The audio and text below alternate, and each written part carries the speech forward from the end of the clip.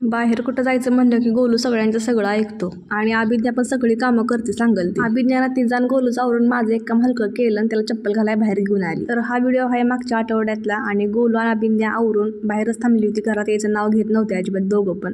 तर आता आम्ही निघालोय मार्केटमध्ये. आज मी तुम्हाला मागच्या व्हिडिओमध्ये कासेगाव दाखवणार आहे. आम्ही निघालोय तर ही मंडई आहे बघा कासेगावमधली आणि चौकातच आहे मंडई. तर अशी दुकान आहेत थोडी छोटीशी आणि गोलूला दोघींनी हाताला धरलं होतं आणलं होतं वडत त्याला. आता आम्ही कपड्याच्या दुकानात आलो आहे आणि कपड्याच्या दुकानात आलं की पोरांची चाललं खेळ्या आरशा पुढं आणि इथं कपडे बघायला लागलो आहे आम्ही आता. आणि त्याच दिवशी बरोबर कपड्याच्या दुकानात सेल लागला होता त्यामुळे गर्दी भरपूर होती. आकांक्षा कशी बसले बघा इथे एका कोपऱ्यात. जास्त गर्दी असल्यामुळे आम्हाला कपडे दाखवायला कोणच नव्हतं त्यामुळे आम्ही टाइमपास करत बसलो होतो. आता आम्ही कपडे घेतले त्यांना त्या घरी निघालोय.